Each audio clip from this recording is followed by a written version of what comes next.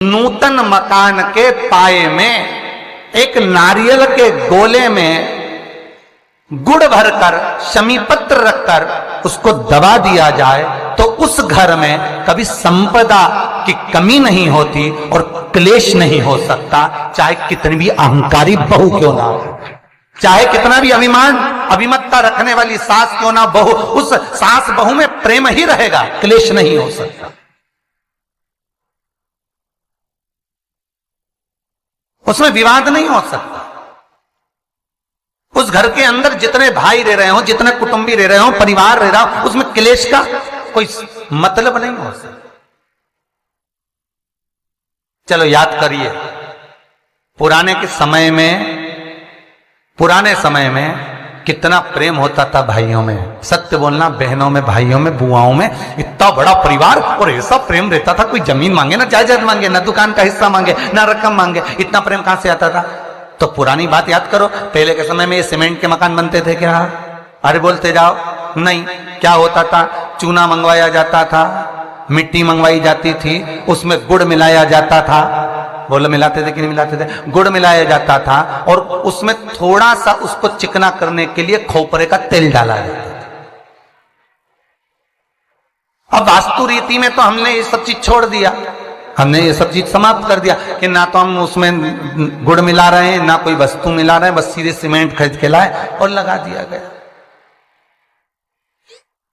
पर उसका वास्तु तत्व क्या है? उसका वास्तु जैसे कोई बहुत बीमार व्यक्ति है, बहुत बीमार है वो, बहुत बीमार, और उसको कोई औषधि नहीं लग रही, उसको कोई औषधि काम ही नहीं कर रही, तो आप जब उसको भोजन कराएं, पानी पिलाएं, आप उसको कुछ भी खिलाएं, चाहे जूस पिला रहे हो, भोजन करा रहे हो, चाहे सूप पिला रहे हो, उसका मुख यदि आप पूर्व में रखकर खिलाएंगे तो 15 दिन के अंदर वो अपने हाथों से भोजन करना चालू कर देगा। 15 से 16वां दिन नहीं होगा।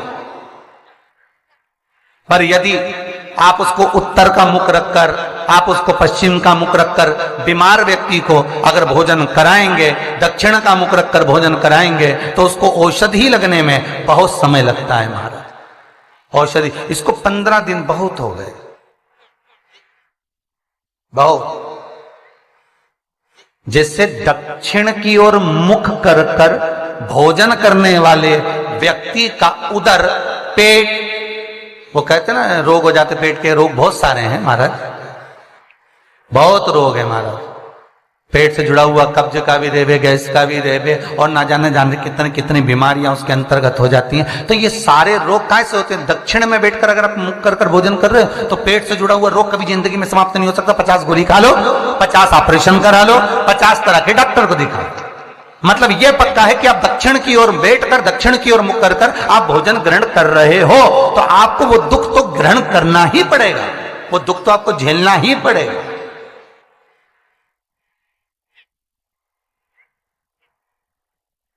तो भगवान शिव की कथा कर रही है, स्कंद पुराण वर्णन कर रही है महाराज, सुंदर अग्नि पुराण और वामन पुराण कर रही है। एक गोले में गुड़ शमी पत्र रखकर जो दबाया जाता है उससे जीव को, इसलिए आज भी हमारे यहाँ नियम है, जब आप लोग नहीं दबा पाते तो जब वास्तु पूजन कराने पंडित जी आते हैं तो एक चांदी के, एक तांबे के लोटे में नाग-नागिन, उसमें शक्कर भरते हैं, शक्कर भर के उसको दबाते हैं कि भले तुमने गुड़ नहीं रखा तो शक्कर दबा दो, पर उसको गोले में रखना चाहिए, परंतु उसको रख देते हैं तांबे के कलश में। नियम वही है पर उसको चेंज कर दिया गया समय अवस्था में कर दिया कि उसमें तांबे का कलश रखो, चांदी का नाग-नागिन रखो, शक्कर भरो, फिर दबा। और नियम वो है कि नारियल का गोटा हो, गुड़ भरा हो, उसमें भले तुम नाग-नागिन रखो चाहे कुछ भी रखो, पर शमी पत्र अगर रख दिया तो नाग-नागिन की भी जरूरत नहीं है। शमी पत्र रख दिया तो वास्तु की मूर्ति रखने की भी जरूरत नहीं है। शमी पत्र में 33 कोटि देवता एक एक पत्ती के रूप में उस शमी पत्र के भीतर विराजमान रहते हैं, जिसको हम विराजमान कर रहे होते हैं। सुख, समृद्धि, वैभव, आनंद देते। बेलपत्री के पेड़ के नीचे हल्दी का शिवलिंग का निर्माण करो, हल्दी पिसी हुई हल्दी का शिवलिंग का निर्माण करो, उसका पूजन कर कर घी का दिया लगाकर भगवान शंकर की वही हल्दी का शिवलिंग का तिलक अपने हृदय पर अपने हृदय पर, चाहे पुरुष हो चाहे स्त्री हो, अपने हृदय पर कंठ के पास उस तिलक को लगाएं और बाबा का विसर्जन उसी बेलपत्री के पेड़ के नीचे जल डालकर कर दें। महाराज यश मिलना प्रारंभ हो जाता है। केवल ये यश के लिए ही नहीं होता, इसका एक क्रम और है। मान लो आप किसी मीटिंग में बैठे हो, किसी अच्छी जगह पर बैठे हो, किसी कंपनी के इंटरव्यू में बैठे हुए हो, कोई कंपनी आपके कॉलेज में आई है और आप उसमें सिलेक्ट नहीं हो रहे, तो उसके लिए भी ये कार्य पूर्ण है हमारा, उसके लिए। और ये कहां पर भी काम आता है महाराज। मान लो आप किसी कार्य के लिए जा रहे हो और वो कार्य बहुत जरूरी है कि इस व्यक्ति से मुझे ये पैसे निकलवाना है, इस व्यक्ति से मुझे ये काम निकलवाना है, और वो व्यक्ति बहुत दिन से हाथ में आ ही नहीं रहा, तो उसके लिए भी ये कार्य किया जाए।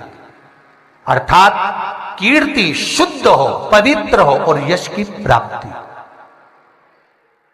हल्दी कश। अब स्त्री कहे कि हम शंकर की आराधना कर सकते हैं, हाँ। और स्त्री कहे हम शिव को स्पर्श कर सकते हैं, हाँ, क्यों नहीं। क्या हम हनुमान चालीसा पढ़ सकते, क्यों नहीं। अगर सुंदरकांड पढ़ सकते, क्यों नहीं। हनुमान और शिव एक ही है, हनुमान और शिव एक ही स्वरूप है, और उस स्वरूप का स्पर्श होना कोई गलत नहीं। कई लोग कहते हैं हनुमान जी के मंदिर में दिया लगाएं कि ना लगाएं, क्यों नहीं। भगवान शंकर पर जो जल चढ़ता है वो उत्तर दिशा की ओर क्यों जाना चाहिए, ठीक है। और पूजन करने वाले व्यक्ति को महाराज दक्षिण में बैठकर उत्तर की ओर मुख कर कर शंकर का अनुमोदन क्यों करना चाहिए, ठीक है। जब हम शिव जी की अर्चना करते हैं तो हमारा मुख कहां ज्यादा होना चाहिए, उत्तर की ओर, ठीक है।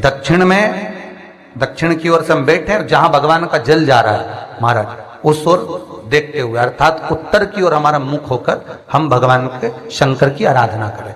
जैसे पूर्व अभिमुख होकर शिव की जो आराधना करी जाती है वो एक श्रेष्ठता का फल देती है, फल देगी, मना नहीं है।